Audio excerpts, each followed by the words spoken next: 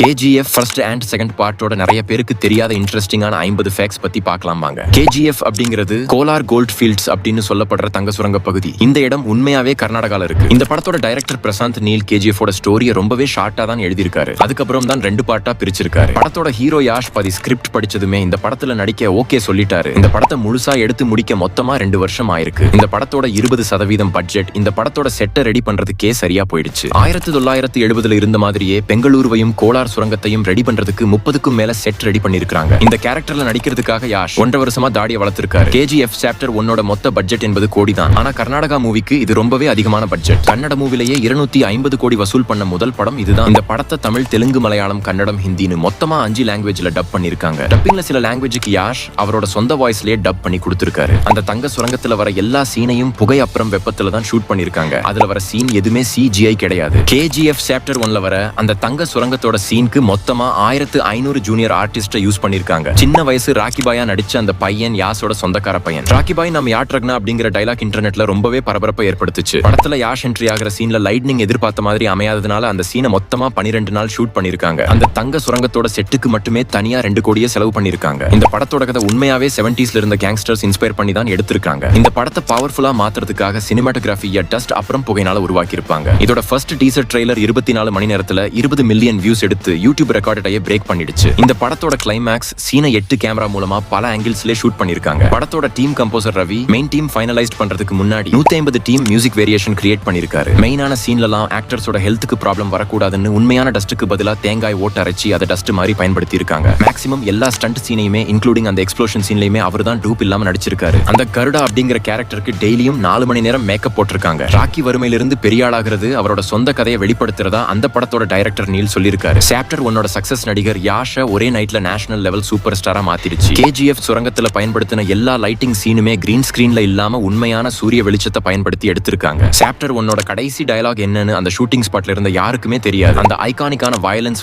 Dialogue ஸ்கிரிப்ட்லயே இல்ல. அதை யாஷ் தான் சீன்ல கொண்டு வந்திருக்காரு. படத்தோட சக்சஸ் சாப்டர் 2 பட்ஜெட் 100 கோடியா மாத்திடுச்சு. இந்த படத்தை கோலார், மும்பை, மைசூர் அப்புறம் ஹைதராபாத்ல எடுத்திருக்காங்க. ஆக்டர் சஞ்சய் டட் அந்த வைக்கிங் லுக் ரொம்பவே பிடிச்சிருந்ததுனால அதீரா கேரக்டர்ல நடிக்கிறதுக்கு ஒத்துக்கிட்டாரு. இந்த படம் நடிக்கும் போது அதீரா கேன்சர்ல போராடிட்டு இருந்திருக்காரு. இருந்தாலும் படத்தை சக்சஸ்ஃபுல்லா முடிச்சு கொடுத்துட்டாரு. ரவீனா டண்டன் இந்திரா காந்தி இன்ஸ்பயர் பண்ணி தான் பிரைம் மினிஸ்டர் ரோல்ல நடிச்சிருக்காங்க. சாப்டர் 2 டீசர் 24 மணி நேரத்துல 150 மில்லியன் வியூஸ் போயிடுச்சு. படத்தோட எஃபெக்ட்ஸ் பாக்குறதுக்கு தங்க நிறத்துல இருக்கணும்ங்கிறதுக்காக ஹாலிவுட் கலர் கரெக்ஷன் டூல பயன்படுத்தி இருக்காங்க. படத்துல வர தங்க கட்டிங்க எல்லாமே தங்க பெயிண்ட் அடிச்ச தர்மாகோல்ல செஞ்சிருக்காங்க. ஒவ்வொரு ஆக்ஷன் சீனும் 10 இருந்து 15 நாளுக்கு ஷூட் பண்ணிருக்காங்க. நடிகர் யாஷ் கன் ஸ்டைலா பிடிக்கிறதுக்காகவும் அந்த ஆரா ஃபார்ம் பண்ற வாக்கிங் ஸ்டைலுக்காகவும் மொத்தமா 6 மாசம் ட்ரைனிங் பண்ணிருக்காரு. சாப்டர் 2 1200 கோடி வசூல் பண்ணிச்சு. சோ இந்த படத்தோட கலெக்ஷன் கன்னட மூவியோட ஹிஸ்டரியா மாறிடுச்சு. படத்தோட சக்சஸ்க்கு அப்புறம் யாஷ் க்ரூ மெம்பர்ஸ்க்கு தங்கம் காயின் கிஃப்டா கொடுத்திருக்காரு. மூவியோட ஸ்டோரி 2 பார்ட்டா எடுக்கணும்னு ஷூட்டிங் அப்போவே முடிவு பண்ணிருக்காங்க. இந்தியா முழுசும் கேஜிஎஃப்க்கு ஃபேன்ஸ் வந்தாங்க. அவங்க எல்லாருமே தங்களை ராக்கி பாய் ஃபேன்ஸ் அப்படின்னு சொல்லிக்கிட்டாங்க. கடைசியில வர மைன் எக்ஸ்ப்ளோஷன் உண்மையான பாம்பை வச்சு வெடிக்க வச்சிருக்காங்க. சாப்டர் 3 வரதுக்கு வாய்ப்பு இருக்கு அப்படின்னு டைரக்டர் நீல் சொல்லியிருக்காரு. யாஷ் படத்தோட ஞாபகமா இருக்கட்டும்னு சொல்லிட்டு அவரோட கஸ்டியூம் அப்புறம் பூட்ஸ் எல்லாத்தையும் வீட்டுக்கு எடுத்துட்டு போயிருக்காரு. கேஜிஎஃப்